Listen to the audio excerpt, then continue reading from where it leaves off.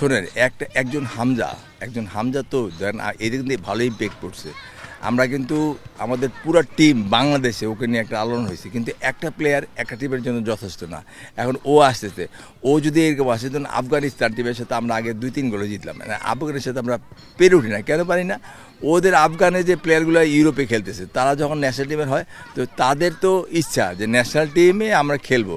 আমি বাংলাদেশের বংশোদ্ভূত, বাংলাদেশে থাকি বাইরে, হয় ইউরোপে থাকে, আমেরিকা থাকে, যেখানে থাকুক না কেন, তো তাদের ইচ্ছা হচ্ছে যে আমি বাংলাদেশকে রিপ্রেজেন্ট করব। সো সেই জন্য আমাদেরও সুযোগ দেওয়া উচিত।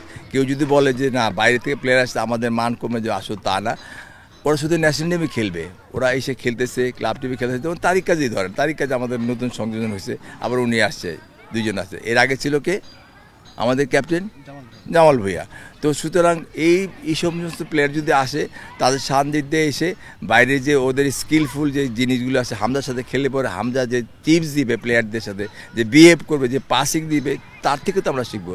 ধরেন আমাদের টিমে ধরেন আমরা প্রথম কলিন ড্রেসকে নিয়ে আসছি ওয়ার্ল্ড কাপ খেলার প্লেয়ারদের, তারপর নিয়ে আসছি আমাদেরকে বারকোসকে, তারপর হান্নান বারকোসকে নিয়ে আসছি থেকে আর্জেন্টিনা থেকে, তারপরে আনছি লাস্টে যে খেললো দুর্দান্ত খেলে গেল রবসন রবিনহো, ব্রাজিলিয়ান প্লেয়ার, এখনও ব্রাজিলে খেলতেছে। সুতরাং তাদের কাছ থেকে কিন্তু অনেক কিছু শেখা যায়।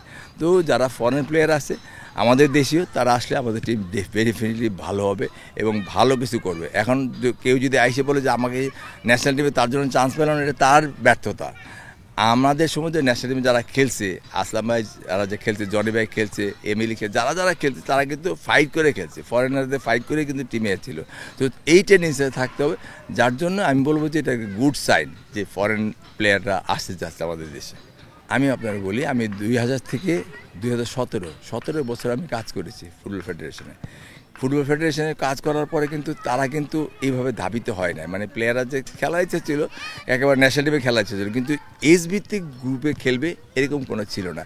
এখন এক হামজা কিন্তু এই চিত্রপটটা পাল্টাই ফেলছে।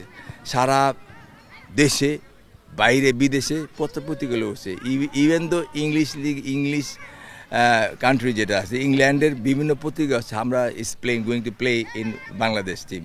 তো এই যে জিনিসটা, এই যে রিপারকেশনটা, এই যে উত্থানটা, এটা কিন্তু সবাইকে দাগ কাটছে। এখন বলে যে তাহলে হামজা যদি খেলতে পারে একটা এত বড় প্লেয়ার হয়ে, তো আমি তো এজ গ্রুপে আছি, সুতরাং আমিও চাই যে এজ গ্রুপে, যার জন্য তারা আগ্রহ প্রকাশ করছে। এটা ভালো লক্ষণ যে আমাদের সাথে আসবে, ওরা খেলবে।